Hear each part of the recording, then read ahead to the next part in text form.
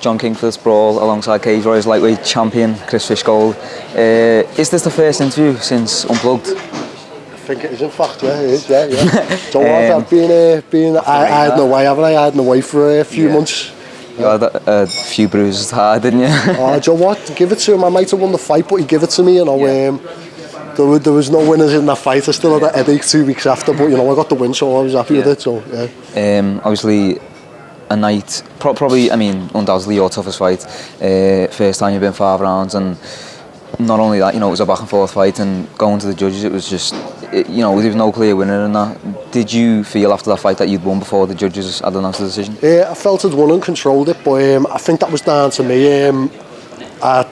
How can I say it? I let the quick finishes get to me head, and I went in there a little bit overconfident. I might not have trained as much as I should have, and it showed. You know, he took me the distance. He had a good fight, but it was a learning curve without actually losing. So I went away. I'm just everything right now, no fucking around, and you know I'll be back stronger. So, but give it to him. That's off. He come all that way, and he put on the toes more than most people have done. Yeah. You know, I expected him to crumble when he got over here and heard the crowd, but it never happened. So it was good on him. Yeah, good on him. Yeah. You obviously next time out in April, Echo Arena again.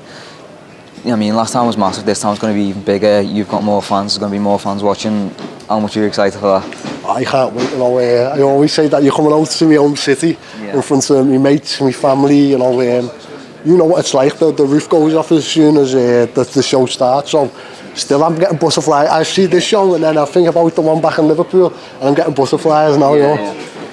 What's the time period like? Because as I said, you came out of that fight quite banged up, and you obviously need a little bit of time off. Is April perfect? Would you like, you know, ideally, would you like to get in before that? Or? No, well, to be honest, the minute I had that fight, what did I do? I went home, spent a week just chilling, and then I was away. So I went straight to Bali, then to Thailand, then to Amsterdam, and I just stayed there for like a month and a half. Come back around about Christmas Day, and then I've just been back in since then, you know. But that was my time off. I had the month travelling a bit, you know, have some fun, and then now just back to the grind. So. I don't know if they would have said that they've got an opponent tonight, I would have absolutely jumped on it. But I know Liverpool, obviously it's my hometown, so it makes sense me being there. And I understand if I would have come 40 years and got an injury or something, then I wouldn't be fighting there. So, you know, my heart's set on Liverpool anyway. Yeah, you obviously, as I mentioned, that fight, toughest fight of your career. After that fight, you know, as I said, you were banged up.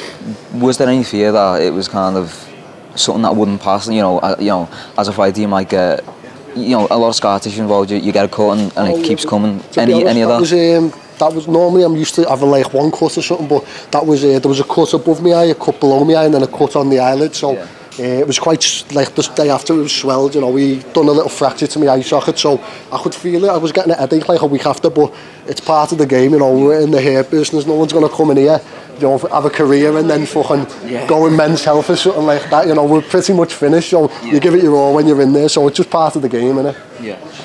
Another thing that's, you know, been brought up with you and your teammate Paddy, massively big subject, is the weight cut and the weight. You both obviously have a tough time getting down to weight, especially at Unplugged, because you didn't have too much time to make it. Have you changed anything in this camp to, you know, kind of do better? To be honest, like I said, the quick finishes, everything got to my head. So like I never dieted properly next time. You know, I was thinking I'll just go in and do them in and around like I've been doing to everyone else. But since then, you know, you understand that. You know, people, the level now, people can come in and, you know, we have a bad night, they can take it away. So I'm back dieting. I think defend this probably once or twice, see what happens. But I think in the long run, I think by the end of this year, I'll be back at featherweight. I don't plan on staying at lightweight for the long run. Like, I need to drop down. What happens there? If Paddy gets signed, do you go to featherweight then? If Paddy, what happens? You know, you're obviously never going to fight, but what happens with that? No, we just look and see what happens. You know, if the UFC comes along, then it comes along. Just play it by ear. But I know where I want to go in my career. Although with teammates, you focus on yourself. You know, obviously I care what happens to my teammates, but I've got an image in my head where my career is going. So I'm not looking at past the next fight. But then I do know that I do eventually want to drop. Like, to be fair, this time I'm dieting. This time I'm 6 weeks out now. The Monday before the last weight cut, I was the same weight as I am now. So, you know, that's just me just being a little bit more clever. So, you know, like I said, I've done a lot of things wrong last time, but you learn from it, don't you? I've still managed to keep hold of this, so that's the main thing. Yeah, you've been taking Larry with you, mate, I'm eating me dinner off this and everything, you know, seriously. Onto the Nick Allen Webb fight. What did you expect? Because you said you were going to knock him out. He's known primarily as a grappler, as you So are. I went What was in the game plan? And I was banging him with shots, and I could see him up against the cage, and then just something split, and I just wanted to take him down. And I don't know what that is, but I've since then I've been focusing mainly on just me kickboxing and me side boxing, and I feel better. I think I'm going to start to stand in fights a lot more. You know, I've been doing this now. And although I'm not young, I've still been doing this like 8 years as a pro. You know, like 11 years all in all. So I just want to change. I want a difference in styles. You know, anyone that strikes with me in the gym, anyone where I go and train away, they'll tell you when we spar, I very rarely shoot in and wrestle. Yeah. But then when it comes to me fights, do you think it's like kind of a nerve thing where you just panic and shoot in? No, I just think because I've done, like, if you look at the records, it's been like first round, second round, first round. So I think it's just, I know I can finish people quick, so do that. And then with him, it's, how can you say it? Sometimes when I fight, like that fight, you take him down, you're controlling him on the ground. The first round, your arm gets pumped. Yeah. And then by the time the second round comes, you want to strike, but everything's swinging, shots, you're not as tight. So I think, although muscle endurance, your strength and conditioning comes into it, you need to sort of have in your head what you're going to do. If you hold on for too long, you want to clinch and your arms pump up, then you go into striking. It can turn into more of a brawl than an actual fight, if you know what I mean. And I say that any dickhead with a fist can brawl. You know, it's you want to go in and have skill, don't you? Yeah. What was the feeling right after the fight? As you said, you spent a little bit of time at home. Was the feeling that you'd kind of grown, you know, because that event was surrounded a lot of by a lot of controversy because of the decision. You know, some people agreed, some people didn't. Did you feel, you know, that people got behind you after that fight, or did you feel it went the other way? I don't really pay attention to what people think. I'm not asked about what anybody thinks, to be honest. Yeah. I'm just bothered about like what I'm doing, you know. Yeah. I think I won the fight 3 rounds to 2. If people disagree, I couldn't really give a fuck. So it's one of them, innit? So fair play. Any opponent in mind for Liverpool?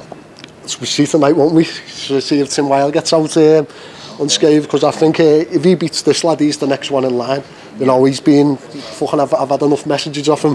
Had enough fucking people tell me. So I think if he comes out tonight nice and quick, it will be him. So I'm looking forward to him and Martin and Stapes fighting actually. Yeah. So we'll see what happens with them two. But I can imagine it being one of them. If not, I want to get the best guy I can, the highest ranked I can, because that's the only way you're going to make a name for yourself. Yeah. You know. Yeah. As you said, two men fighting tonight: Martin Stapleton and Tim Wilde. Both in, I mean, Stapes is fighting at catchweight tonight, but he's moving down to featherweight to maybe fight Paddy in April. Are you know, is that something that you're really keeping an eye on? Are you just looking at Tim Wilde tonight, or are you just, if it happens, it happens? Everyone, if you're close to my weight, you're from like, fucking hell, I'm even looking at Matt Inman. I don't know why I go to a show and I don't think about weight. You think about, you know, who's the alpha male here? I'll fight anyone who's, I'll fight a middleweight if a fucking, so it just, see what happens. But yeah, I look at everyone from probably middleweight down to featherweight, and then, you know, I'd be happy to get in with most of the guys, you know, so it's just to see what happens. Yeah.